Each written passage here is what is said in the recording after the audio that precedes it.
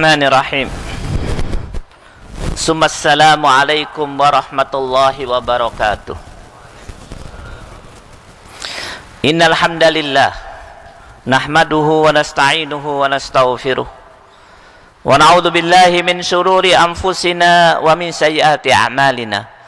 May yahdihillahu fala mudilla lahu wa may yudlil fala hadiya lahu.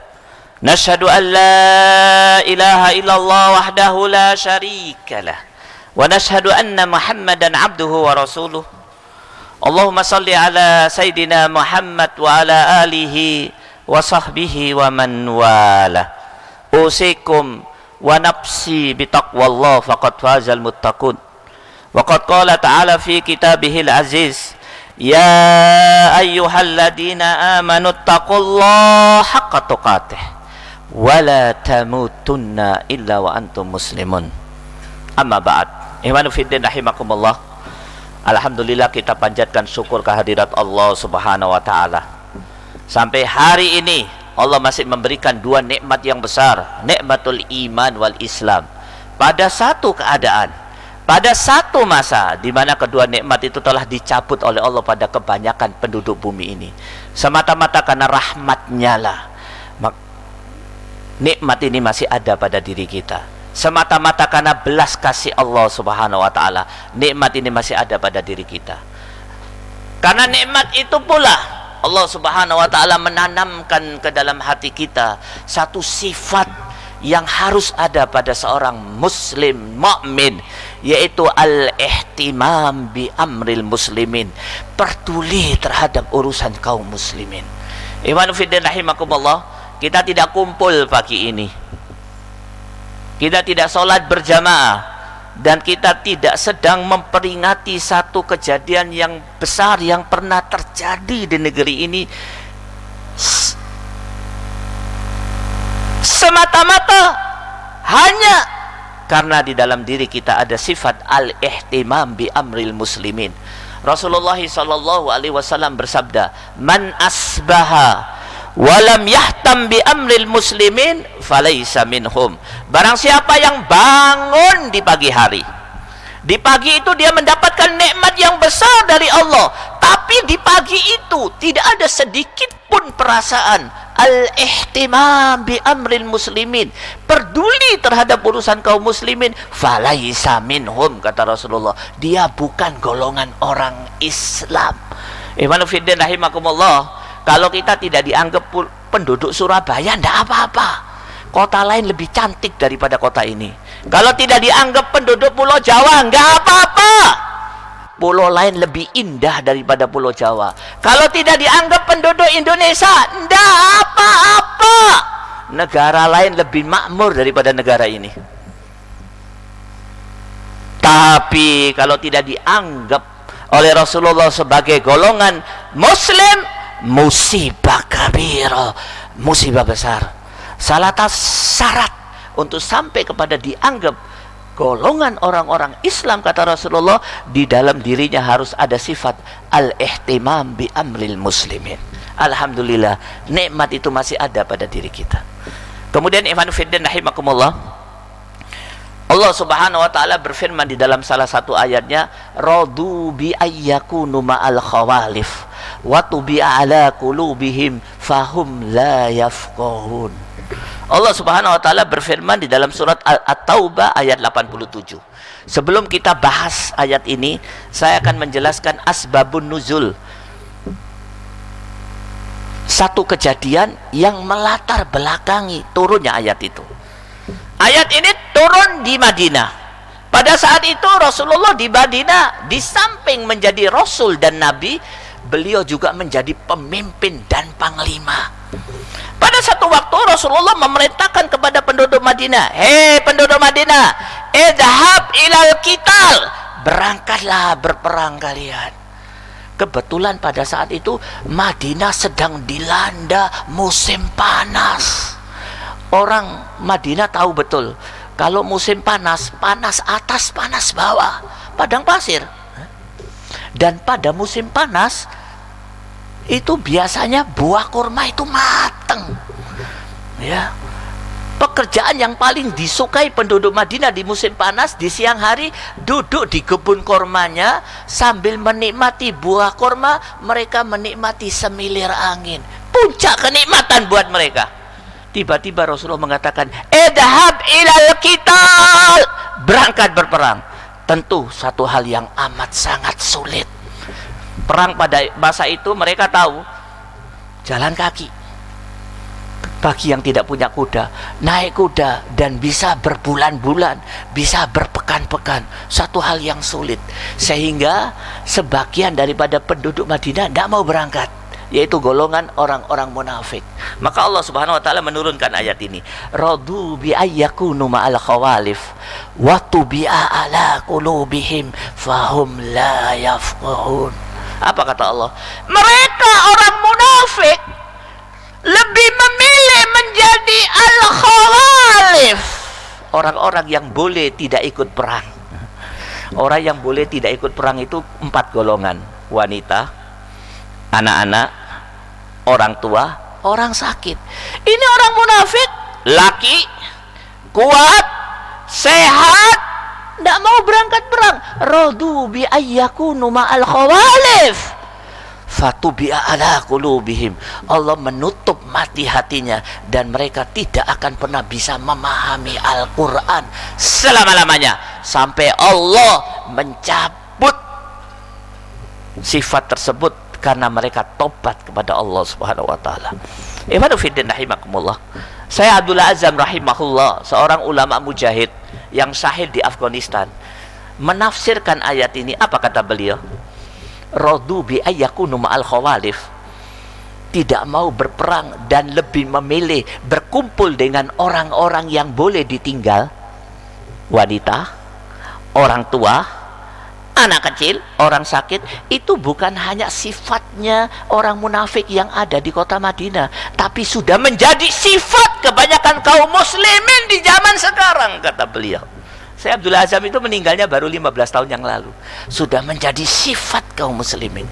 Kemudian beliau menafsirkan al-khawalif itu dari kata-kata khulufa. Khulufa itu artinya 3. Air ludahnya orang yang berpuasa. Air ludahnya orang berpuasa itu bau, Pak. Kenapa? Dalam waktu yang lama tidak terkena makanan dan minuman. Arti yang kedua daripada khulufa, susu di dalam wadahnya tidak diaduk dalam waktu yang lama, bau, basi.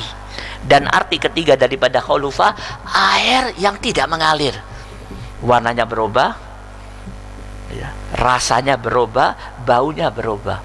Atau dengan bahasa lain, stagnan, tidak mau mengalir, tidak mau berubah. Itulah sifat kebanyakan kaum muslimin di zaman sekarang, kata beliau, kecuali mereka-mereka yang mendapatkan rahmat Allah Subhanahu wa taala. Ibadu fiddin rahimakumullah. Din ini mengajarkan man istawa yaumahu fahuwa maghbun. Barang siapa yang kedua harinya sama, dia rugi. Din ini mengajarkan hari ini harus lebih baik daripada kemarin, besok harus lebih baik daripada hari ini, grafiknya harus naik. Apa kata Allah Subhanahu wa taala? Ya ayyuhalladzina amanu taqullaha haqqa tuqatih. Wahai orang-orang yang beriman, bertakwalah kamu, bukan sembarang takwa, takwa yang sebaik-baiknya. Wahai orang-orang beriman, masuklah ke dalam Islam, bukan sembarang masuk Islam. Udkhulu bisilmi kafah. Tenanan, masuk semasuk-masuknya, melakukan ibadah secara simultan. Terlalu milih yang terbaik dan grafiknya selalu naik. Ibnu fiddin rahimakumullah. Cuman sayang, sifat itu tidak dimiliki oleh kebanyakan kaum muslimin, dimiliki oleh kelompok kecil. Salah satunya Umar ibn Khattab radhiyallahu anhu. Sebelum Umar masuk Islam, kalau balapan lari, kita 10 kilo di depan Umar, kita lebih baik daripada Umar. Umar pernah melakukan pembunuhan yang paling kejam yang pernah dikenal oleh manusia. Yang dibunuh bukan sembarang orang, anaknya. Bukan sembarang anak, anak yang paling lemah, anak wanitanya, masih kecil. Bagaimana cara dia membunuh? Subhanallah. Dia ajak anaknya jalan keluar kota, kemudian di luar kota dia gali kuburan, Kemudian anaknya melihat, pada saat anaknya melihat, ditendang, masuk di dalam galian tersebut, dipendem, dikubur hidup-hidup. Umar. Di antara kita tidak ada yang pernah membunuh. Di antara kita tidak ada yang pernah minum khamar. Paling sedikit Umar sekali minum sakrat. Kita lebih baik daripada Umar. Tapi apa yang terjadi setelah Umar masuk Islam? Dan setelah kita mengenal Islam, subhanallah, kita kalah. Umar balap kita. Umar Ibnul Khattab 20 kilo di depan kita. Kenapa? Karena Umar tahu karakter seorang muslim, manistawa yaumahu fahuwa maghbun. Hari ini sama kemarin sama saja rugi. Apalagi kalau hari ini lebih jelek daripada kemarin. Apa yang terjadi? Umar setelah mengenal Islam dan karakter Islam, dia bisa mengumpulkan kepada dirinya dua hal. Yang pertama, puncak kesolehan pribadi. Umar datang kepada Rasulullah, ya Rasulullah, wallahi tidak ada orang yang paling aku cintai di muka bumi setelah aku kecuali engkau. Apa kata Rasulullah? Umar, kau tidak akan pernah sampai kepada puncak iman sebelum kau mencintai diriku melebihi segala sesuatu termasuk dirimu. Apa kata Umar? Ya Rasulullah, mulai hari ini aku cintai kau melebihi segala sesuatu termasuk diriku. Kata Rasulullah, kau sudah sampai kepada kamalul iman, puncak iman. Kesolehan pribadinya di puncak, kepeduliannya terhadap Islam di puncak. Baru masuk Islam, apa yang dilakukan oleh Umar? Dia datang kepada Rasulullah. Rasulullah pada saat itu masih ada di Mekah. Pada saat itu Rasulullah dan para sahabat sedang lemah-lemahnya. Kalau ibadah sembunyi, mendakwakan Islam sembunyi. Umar datang kepada Rasulullah, ya Rasulullah, lan na'budallaha al-yawma sirran. Mulai hari ini ya Rasulullah, kita tidak usah ibadah sembunyi-sembunyi, terang-terangan, langsung di pusat kota Mekah, di depan Ka'bah. Kata Rasulullah, ya Umar, kalau itu kita lakukan, kita akan dibunuh oleh orang kafir Quraisy, kita akan disiksa. Apa kata Umar? Ya Rasulullah, katakan kepada orang Quraisy, barang siapa yang ingin istrinya menjadi janda, ta'al, datang ke sini, hadapi Umar. Barang siapa yang anaknya ingin menjadi yatim piatu, sini, hadapi Umar. Dan barang siapa yang ingin terkapar, berdarah-darah di bawah kaki Umar, ta'al, sini. Ikhwanuddin rahimakumullah. Puncak al-ihtimam li amril muslimin, peduli terhadap urusan kaum muslimin, dimiliki oleh Umar pada saat awal keislamannya. Takbir, takbir. Kenapa itu bisa didapatkan oleh Umar? Karena dia faham betul grafik seorang muslim harus selalu naik. Besok lebih baik daripada hari ini, hari ini harus lebih baik daripada kemarin. Begitu juga para sahabat yang lain. Saya ambil contoh Salahuddin Al-Ayyub, kepedulian terhadap Islam di puncak. Dia itu raja, khalifah, tapi lebih banyak waktunya di atas kuda untuk memimpin perang. Karena kiprah dia, kaum muslimin yang terdolimi betul-betul terselamatkan. Bahkan di atas kepemimpinan dia, dengan izin Allah, Palestina bisa direbut kembali daripada penjajahan Inggris. Puncak ihtimamnya, puncak kesolehan pribadi seperti apa? Subhanallah, apa yang setiap malam dilakukan oleh Salahuddin, seorang ulama, apa?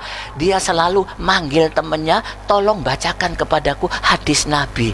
Setiap malam, dan setiap dibacakan hadis Nabi, dia menangis, bercucuran air matanya. Puncak kesolehan pribadi terpadu pada diri seseorang, bersamaan dengan itu ada puncak kepeduliannya terhadap Islam. Imam Abu Hanifah kurang apa? Ulama besar.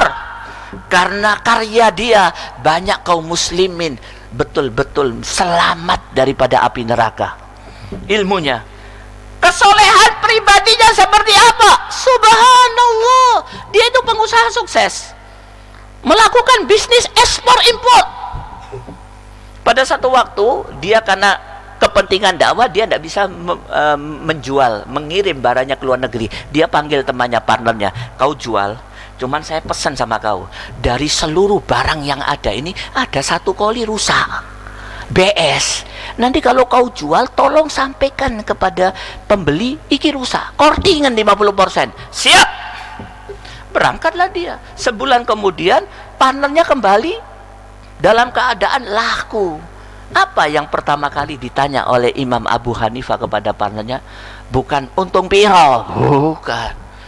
Pertanyaan pertama, itu barang satu koli yang rusak, waktu kau jual sudah kau jelaskan nggak bahwa itu cacat? Kata temannya, waduh, lali aku, lupa saya. Subhanallah. Apa kata Imam Abu Hanifah? Karena kau lupa, maka seluruh keuntungan penjualan pakaianku di bulan ini saya tidak mau ambil sepersen pun. Puncak kesolehan pribadi berpadu pada dirinya, bersamaan dengan itu puncak kepeduliannya terhadap urusan kaum muslimin. Takbir, takbir. Ikhwan fiddin rahimakumullah. Hari ini kita berkumpul untuk apa sebenarnya? Kita merayakan satu kejadian besar yang terjadi di negeri ini. 411, 212, 4 November, 2 Desember. Kejadian apa itu?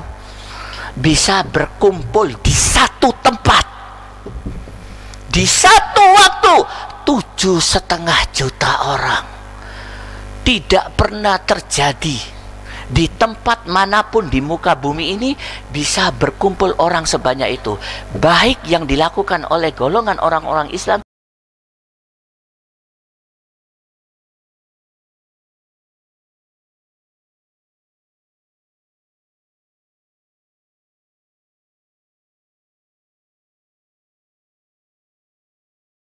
maupun orang kafir. Prestasi terbesar di dalam sejarah manusia terjadi di tempat yang tidak jauh dari kita, di Jakarta. Untuk apa mereka berkumpul? Subhanallah, mereka berkumpul karena satu tujuan. Tidak setuju Islam dihina. Dan yang kumpul bukan main-main, orang soleh. Saya ambil satu contoh. Ada salah satu orang dari luar pulau, dia berkumpul di Monas. Kebetulan dia dapat tempat di Jalan Tamrin. HP-nya hilang. Jalan Tamrin itu jalan paling rame di negeri ini. HP-nya hilang. Setelah dia pulang ke poskonya, setelah selesai acara, tiba-tiba dia ditelepon istrinya dari luar pulau dia. Mas, HP kau hilang di Jalan Tamrin nomor sekian. Ini orang yang menemukannya telepon.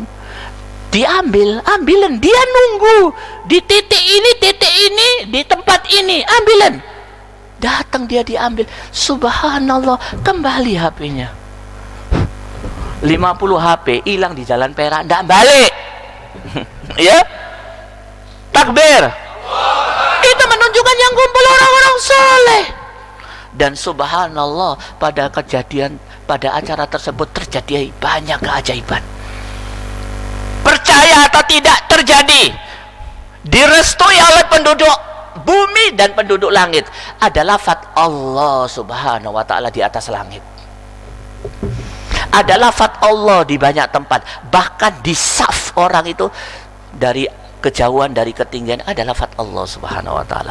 Pada beberapa tempat di ujung satu jalan dekat patung kuda, beberapa orang di situ berkumpul merasakan bau wangi.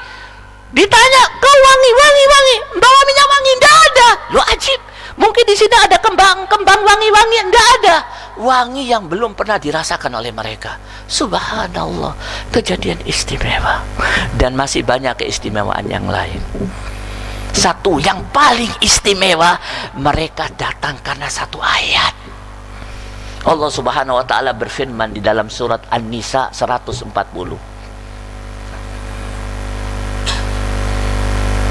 Allah subhanahu wa ta'ala berfirman, wa qad nazzala alaikum fil kitab idza sami'tum ayatillahi yukfaru biha wa yustahza'u biha fala taq'udu ma'ahum hatta yakhudu fi hadisin ghairi innakum idam misluhum innallaha jami'ul munafiqin wal kafirin fi jahannama jami'a. Ayat ini menjelaskan sudah menjadi karakter seorang muslim, dan karakter ini telah ditentukan oleh Allah, dijabarkan oleh Allah, difirmankan oleh Allah pada 4 kitab. Kitab Jabur yang diturunkan lewat Nabi Daud, kitab Taurat, kitab Injil, dan kitab Al-Quran. Apa karakternya? Orang Islam, kalau dia duduk di hadapan seseorang dan seseorang menghina Allah, menghina Rasul, menghina Al-Quran, sudah menjadi karakternya. Dia harus pindah dari tempat itu. Kalau tidak, apa kata Allah?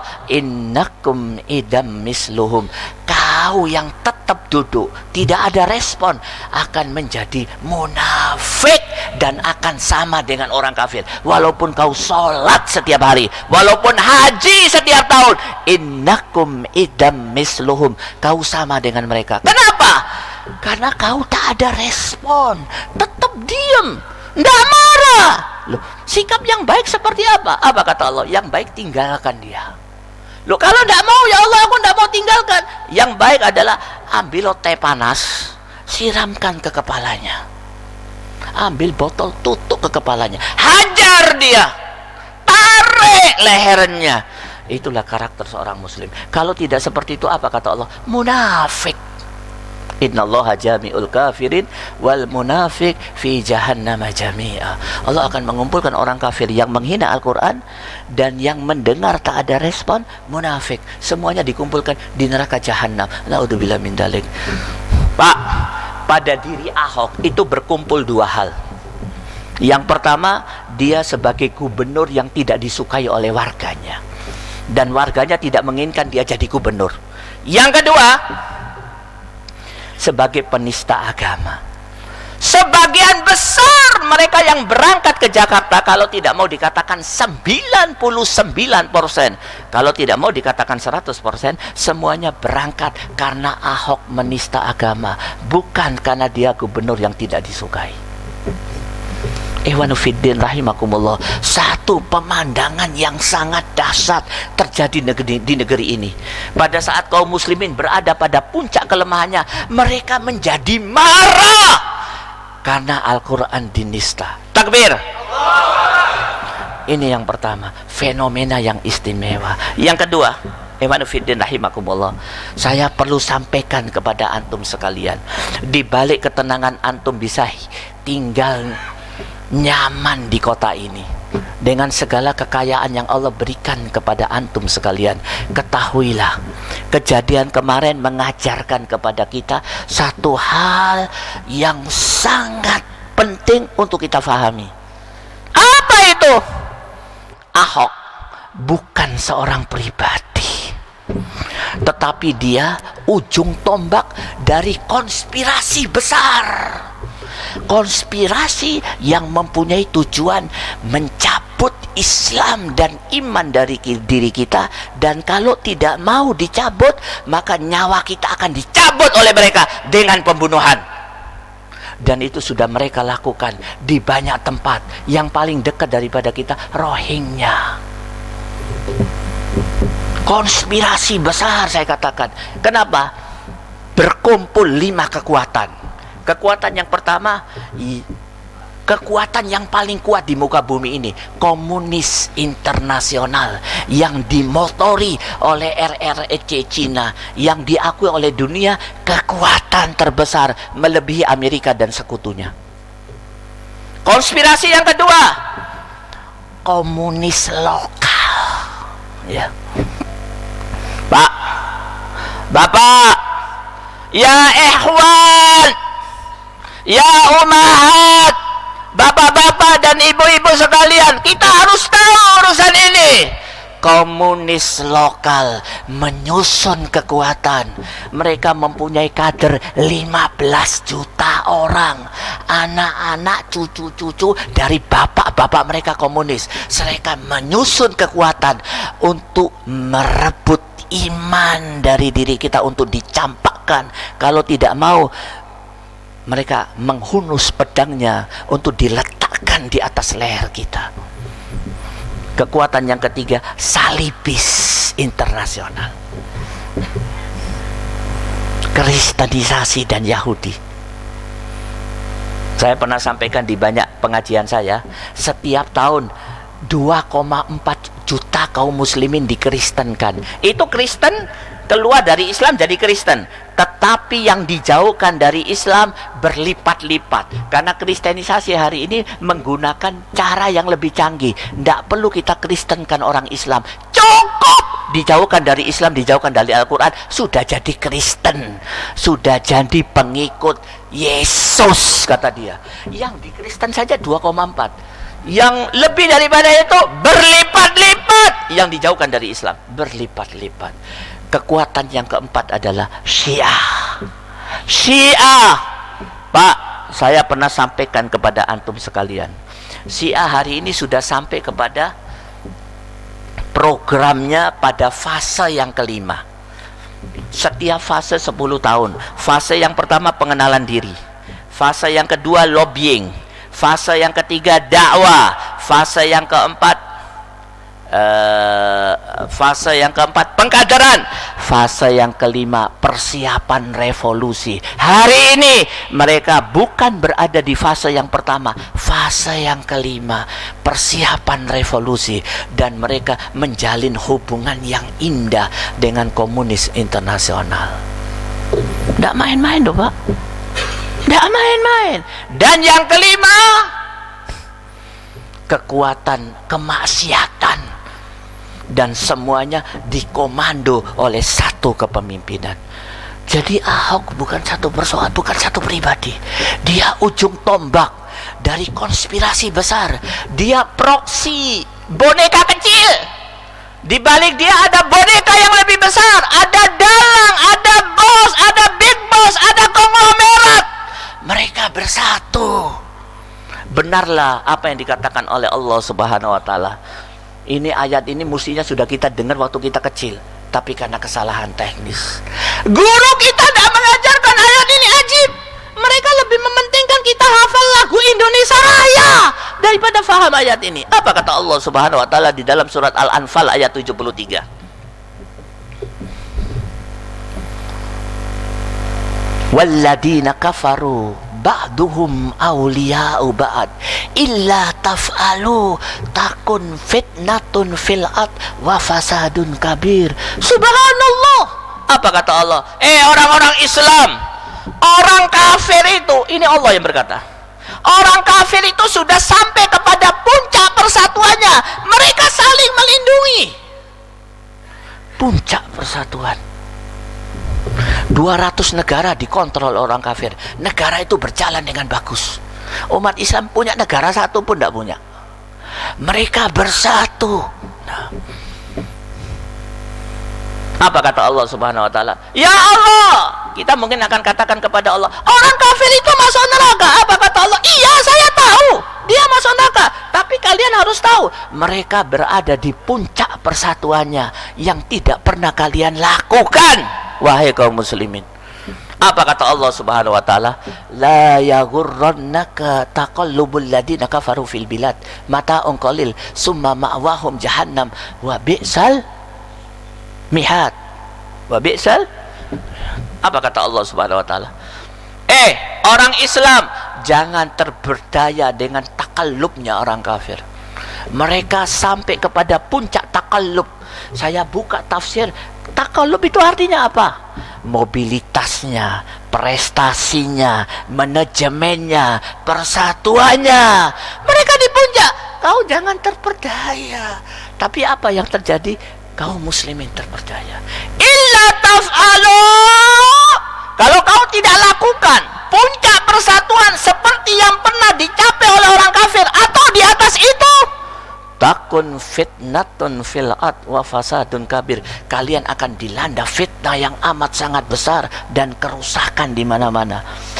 Ulama sepakat, paling tidak ulama yang lurus, bahwa fitnah itu sudah terjadi hari ini. Apa puncak fitnah tersebut? Kekafiran, kesyirikan. Coba tanya anak kita. Anak kita pulang sekolah langsung berkata kepada abinya, "Bi, semua agama sama." Subhanallah, kata-kata yang keluar dari mulut anak kita ini itu mengkafirkan ratusan ayat Al-Quran. Dan kalau kata-kata itu kalau ada pada lidah seseorang, diyakini oleh hatinya, batal syahadatnya. Loh, kenapa anak-anak kita bisa ngomong seperti itu? Gurunya ngajarin seperti itu. Kenapa gurunya ngajarin seperti itu? Mata pelajarannya seperti itu. Di sekolah diajari untuk jadi musyrik dan kafir. Bapaknya ngaji saben dino, anaknya disembelih fikronya. Kekafiran ada di mana-mana. Banyak maaf Pak. Islam itu yang penting akidah. Saya melihat masyarakat sekarang ini, termasuk negara, membolehkan kita melakukan amal ibadah. Mau kurang masjid dikasih masjid, mau puasa dikirimi kurma, nggak punya duit umroh dikasih duit. Tapi kalau kita sudah punya akidah yang benar, kita akan mendapatkan penjara. Takbir. Ikhwanuddin rahimakumullah. Maka itu satu hal yang harus diperhatikan. Alhamdulillah, Allah membukakan mata kita. Kejadian 411 212 memberikan satu cahaya buat kita. Padahal Al-Quran dikafiri oleh orang kafir dan diperoleh oleh orang kafir, itu sudah terjadi puluhan tahun, Pak. Ya. Al-Quran dikafirin sudah puluh tahun. Pada saat Al-Quran diletakkan di tempat yang jauh, kemudian mereka menggunakan hukum buatan manusia, sebenarnya mereka sama dengan ingin mengatakan kepada kita, Allah, Rasul, Al-Quran ndak payu, nggak laku, tinggalkan, mari kita pakai hukum buatan kita. Pada saat itu Al-Quran sudah dikafiri, tapi kaum muslimin masih tenang, belum bangun. Setelah itu Al-Quran diperolok, sudah banyak sandiwara memperolok Al-Quran, sudah terjadi puluhan tahun yang lalu. Umat Islam belum bangun, tapi alhamdulillah terlambat lebih baik dari tidak sama sekali.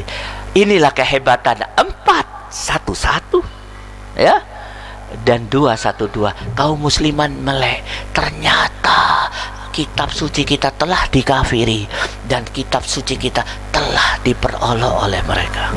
Takbir. Takbir.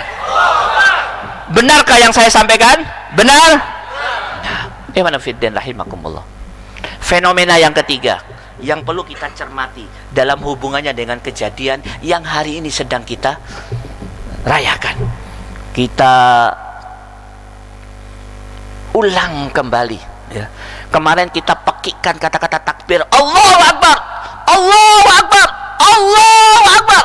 Cuman sayang, banyak di antara kaum muslimin tidak faham apa itu makna Allahu Akbar. Para ulama sampai kepada satu kesimpulan, pada saat kita bertakbir Allahu Akbar, sebenarnya di dalam hati kita ada 3 akidah. Akidah inti daripada akidah. Yang pertama, Allah yang besar, semuanya kecil, manusia kecil, seluruh karya manusia kecil, apapun yang bisa dibangun oleh manusia di muka bumi ini kecil, termasuk puncak prestasi manusia di muka bumi ini, membuat kekuatan yang paling besar, yaitu negara, kecil. Maka negara, masyarakat, kelompok, kalau dia bertolak belakang dengan Allah dan Rasulnya, tidak pantas untuk diagungkan, tidak pantas kita berada di dalamnya, tidak pantas untuk diikuti, kecil. Yang kedua, pada saat kita mengatakan Allahu Akbar, sebenarnya kita ingin mengatakan bahwa din yang paling utama adalah Islam. Pak, pada saat kita mengucapkan Allahu Akbar, kita ini sudah menjadi muslim negara Indonesia. Sebelum menjadi bangsa Indonesia, bangsa kita yang paling utama apa, Pak? Islam, muslim. Cuman sayang, Hari ini banyak orang yang lupa Islamnya. Mereka lebih mementingkan bangsanya, lebih mementingkan warga negaranya daripada Islamnya. Pada saat tuntutan bangsa bertolak belakang dengan Islam, dia tinggalkan Islam. Dan yang ketiga, pada saat kita mengatakan Allahu Akbar, kita sebenarnya ingin mengatakan bahwa yang pantas mengatur kita adalah Al-Quran. Apa kata Imam Ibn Taimiyah? Apa kata beliau? Yajibu an yu'raf anna, kata Imam Ibnu Mas'ud. Apa kata Imam Ibnu Mas'ud? Man ahabbal Quran ahabballaha wa rasulah. Barang siapa yang mencintai Al-Quran, maka sebenarnya dia sedang mencintai Allah dan Rasulnya.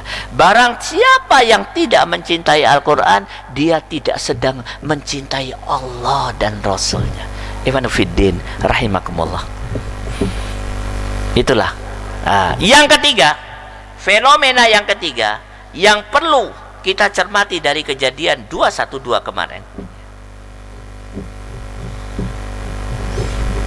Mbak, memang betul kaum muslimin berangkat ke sana semata-mata karena iman. Mereka tinggalkan apa yang menjadi pekerjaan rutinnya semata-mata karena iman.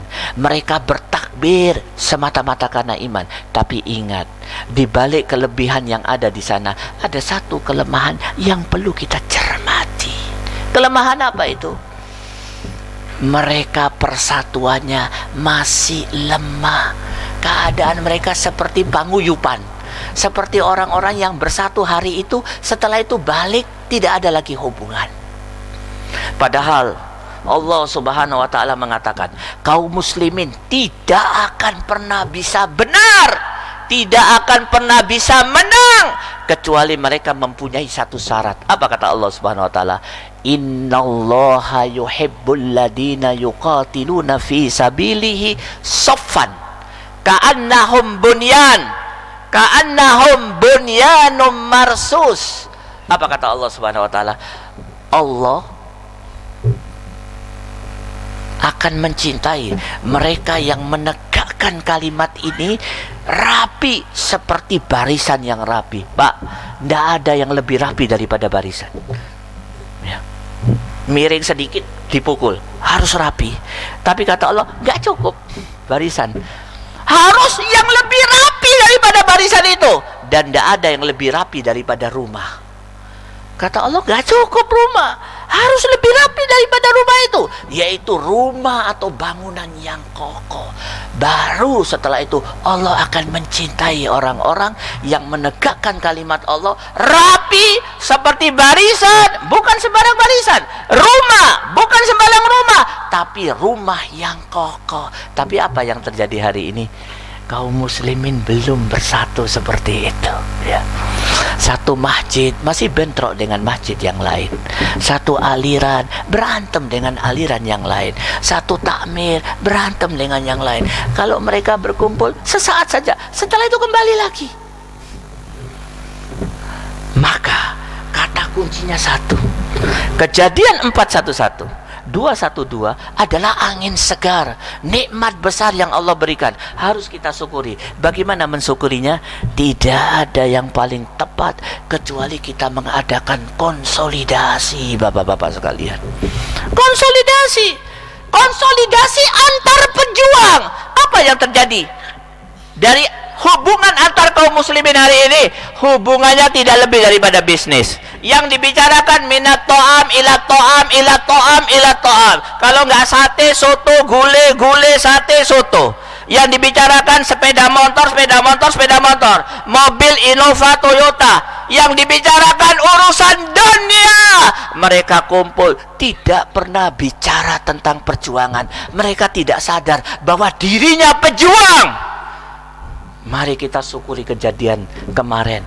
Mari kita letakkan diri kita sebagai seorang pejuang yang tidak berbicara kecuali bicara perjuangan, tidak ketemu dengan kawannya kecuali bicara perjuangan, dan tidak pernah sedih di dalam kematiannya kecuali karena tidak pernah berjuang. Saya pernah sampaikan, ada seorang soleh Kata ulama, dia ini di puncak kesolehannya, namanya Yunus bin Ubaid. Di puncak kesolehannya, sampai-sampai ulama mengatakan subhanallah, kalau dikatakan kepada Yunus, Nus, besok kau mati, dia tidak bisa nambah amal. Amalnya itu sudah penuh. Waktunya penuh dengan amal, penuh dengan memenuhi hak Allah yang menjadi kewajiban dia. Tapi ajib, waktu dia sakaratil maut, dia menangis. Murid-muridnya heran. Ya Aba Abdillah, lima tabki, kenapa kau menangis? Bukankah kau mengajarkan kepada kami dari kajian-kajianmu, hadapi kematian dengan senyum manis, kau malah menangis? Apa kata Yunus bin Ubaid? Kata-kata yang terukir di atas langit. Apa kata beliau? Wahai murid-muridku, setiap kali aku lihat telapak kakiku, aku menangis. Kenapa?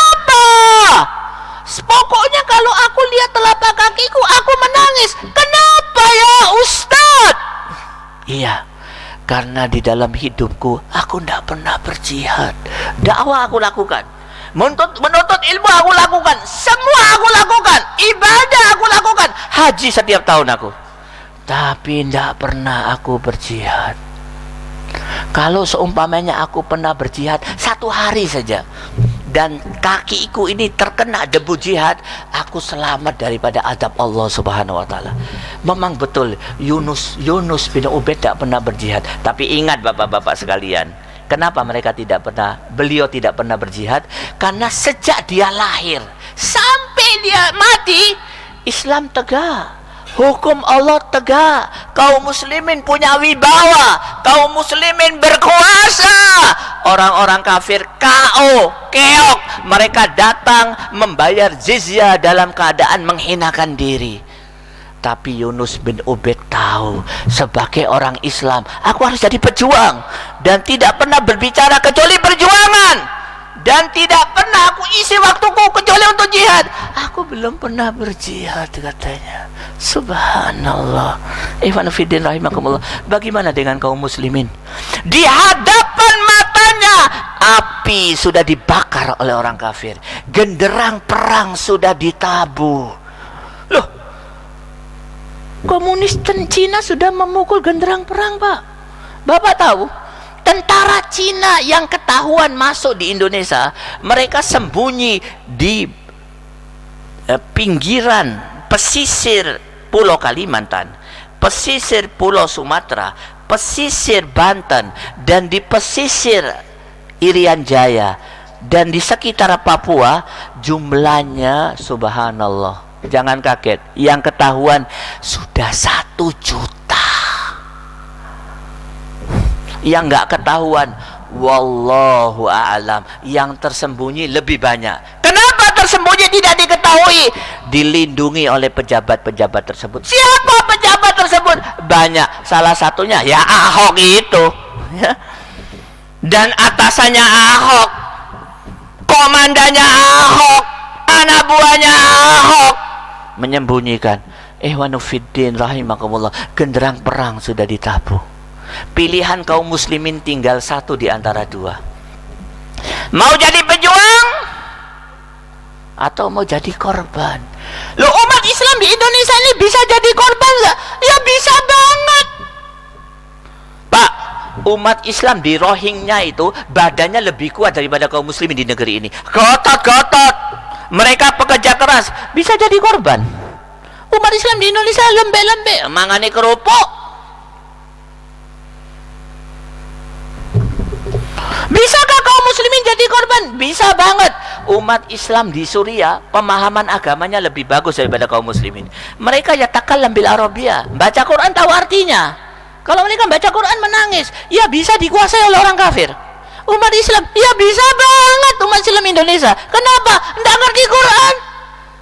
Islamnya amburadul, dicampur dengan kejawen. Ya bisa banget, Pak. Kejadian di Rohingya memberikan pelajaran buat kita. Kalau kita diam, tidak mengadakan konsolidasi, tidak mensyukuri nikmat 411 dan 212, maka pilihan kita satu-satunya, wa na'udzubillah, wal iyadu billah menjadi korban. Maukah kita melihat di hadapan mata kita anak kita digantung? Mau? Mau? Mau? Maukah kita melihat di hadapan mata kita bapak kita, ibu kita berlumuran darah, meregang nyawa? Maukah kita melihat di hadapan mata kita Al-Quran dirobohkan, Al-Quran masjid dirobohkan, Al-Quran dibakar, wanita-wanita kita dizinai? Maukah? Ya ikhwah, bangun, bangun. Hari ini Islam kita belum benar. Kita tidak pernah menempatkan diri kita sebagai pejuang. Kita tidak sadar permusuhan. Orang kafir sadar permusuhan. Antum tahu sabab Kristen, pemuda-pemuda Kristen saya temuin di beberapa tempat, dan pernah saya ketemu baik secara sengaja atau tidak sengaja. Saya bersama kawan-kawan para dai mengambil satu kesimpulan, mereka sadar permusuhan dan mereka membangun aktivitasnya atas dasar kesadaran permusuhan, dan musuh mereka adalah kaum muslimin. Mahasiswa-mahasiswa Kristen hari ini tugas utamanya adalah kristenisasi, baru nomor 2 adalah kuliah. Antum tahu sabab pemuda dikirim oleh gerejanya kemana? Ke 3 provinsi, Padang, Jawa Barat, dan provinsi Jawa Timur, dalam hal ini Pulau Madura. Kenapa mereka menyerang 3 kota, 3 daerah ini? Karena Islamnya paling bagus. Kalau ini KO, maka semua provinsi akan KO. Apa tugas mereka? Subhanallah, subhanallah, memacari wanita-wanita muslimah, memacari wanita-wanita muslimah. Yang dipilih yang pakai kerudung, anaknya takmir masjid, anaknya kiai. Setelah dipacari, dizinai. Setelah dizinai, dia berikan 2 pilihan kepada wanita muslimah tersebut. Saya nikahin kau, tapi kau harus masuk Kristen. Kalau tidak mau masuk Kristen, putus hubungan kita. Kegadisan kau sudah kurekut, kau sekarang sudah hamil. Terjadi ini. Dan yang paling banyak di Padang. Silakan datang ke Padang, tanyakan kepada mereka. Berita ini tidak terangkat karena aib kaum muslimin. Mereka punya kesadaran permusuhan. Kaum muslimin hidupnya santai, habis waktunya untuk makan. Minat ta'am ila ta'am, minal mat'am ilal mat'am. Ikhwan fiddin rahimakumullah. Mereka punya kesadaran permusuhan. Kelompok maksiat punya kesadaran permusuhan. Mari saya tunjukkan kepada bapak-bapak sekalian. Jangan kaget, sedikit vulgar sedikit apa-apa ya, supaya kita tahu keadaan ini. Sampai di mana puncak kerusakan sekarang ini yang dilakukan oleh mereka? Yahi, mereka sudah sampai kepada satu kebijakan, satu program yang disebarkan kepada kaum muslimin, free sex, seks bebas. Belum sampai di situ. Sekarang ini ada satu fenomena yang lebih jelek lagi. Istilahnya apa istilahnya? Yaitu seks sedara. Hubungan seks sedara, anak dengan ibu, anak dengan bapak, saudara dengan saudara, sudah ada dan sudah mulai dikenalkan di negeri ini. Tidak sampai di situ, mereka menuju kepada yang lebih jahat lagi. Sudah ada, silakan buka internet. Apa itu? Hubungan seks dengan binatang. Mereka lakukan itu, subhanallah, dengan semangat berapi-api, semata-mata berjuang menegakkan kalimatus syaitan, punya semangat perjuangan. Umat Islam min santai ila santai. Banyak maaf bapak-bapak sekalian. Mari saya tunjukkan satu fenomena yang sangat menyedihkan di satu kota kecil di Pulau Sumbawa, kota Bima. Kebetulan saya dari Bima. Apa yang terjadi di sana? 90% pembantu rumah tangga kaum muslimin yang ada di kota Bima. Bima itu mayoritasnya Islam. 90% pembantu rumah tangganya dari NTT, dari Flores. Semuanya 99% Kristen. Wanita-wanita, pakaiannya ya you can see. Itu seminggu sekali mereka ke gereja, dan mereka rela dibayar murah. Pokoknya jadi rumah tangga dan menjalankan misi gereja. Saya katakan sama kaum muslimin di Bima, hati-hati loh kok. Kalau gereja mengeluarkan satu perintah, racunan dapurnya, kasih racun di masakan dan minumannya, hari itu kaum muslimin di Bima mati semuanya. Mereka punya semangat permusuhan. Ikhwanuddin rahimakumullah. Maka kejadian kemarin harus menanamkan kepada diri kita semangat permusuhan. Menghadapi siapa? Siapa saja yang tidak rela terhadap Allah, terhadap Al-Quran, terhadap Rasulullah yang akan mengatur kehidupan kita. Siapa saja yang melakukan pembangkangan terbesar terhadap Allah dan Rasulnya, yaitu orang-orang kafir. Ikhwanuddin rahimakumullah. Itulah yang bisa saya sampaikan. Maka sekali lagi, mari kita adakan konsolidasi. Itu harus dilakukan. Bagaimana caranya? Insya Allah setelah kejadian ini, setelah acara ini, mungkin setelah saya akan dilanjutkan dengan ceramah dari Ustadz Hasim. Siapa yang berminat untuk konsolidasi, mari kita menepi, kita akan catat namanya, kita akan bina hubungan lebih baik. Kita tidak berbicara kecuali perjuangan, tidak membina hubungan kecuali hubungan perjuangan. Setelah beliau, nanti kita kumpul di sini. Siap? Siap? Ikhwanuddin rahimakumullah. Siap hidup damai? Kurang keras. Siap sholat? Siap membaca sholawat? Siap hidup damai?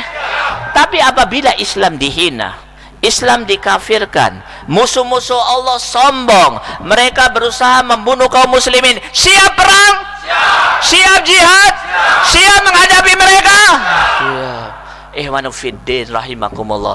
Umat ini dididik oleh Allah dan nabinya seperti rahib di atas sejadah. Mereka meneteskan air matanya karena takut kepada Allah Subhanahu wa taala. Mereka makhluk yang paling lembut kepada siapapun. Terhadap orang kafir pun mereka lembut. Tapi ingat, apabila Allah dihina, apabila Al-Quran dinista, apabila Rasulnya tidak diikuti, apabila mereka dicaci, dimaki, dikatakan teroris hanya karena menegakkan kalimat Allah dan berpegang teguh kepada Al-Quran, mereka akan menjadi singa yang siap membunuh siapapun. Siap? Siap hidup damai? Siap beribadah? Siap berzikir? Kalau Islam dihina, siap menjadi singa? Siap menegakkan kalimat Allah? Nah, Ikhwanuddin rahimakumullah, ucapan kita menjadi saksi di hadapan Allah Subhanahu wa taala. Takbir yang kita gemahkan di Jakarta kemarin, semangat yang kita tampilkan di Jakarta tidak berhenti sampai di situ. Harus menjadi semangat kita, menjadi takbir kita sampai kematian menjemput kita. Mungkin itu saja yang bisa saya sampaikan. Ikhwanuddin rahimakumullah.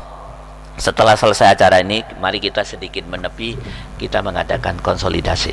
Mungkin itu saja yang bisa saya sampaikan. Wabillahi taufiq wal hidayah. Wassalamualaikum